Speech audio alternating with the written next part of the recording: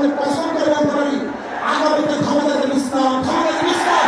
বাংলাদেশে চাঁদাবাজি করার জন্য নয়, ভুল করার জন্য নয়, দেশকে দখল করার জন্য নয়, ভুল করার জন্য রাষ্ট্রপতির একটি মামলায় বাংলাদেশের জীবন দিয়েছিল মানুষ মুক্ত হবে, শান্তি পাবে।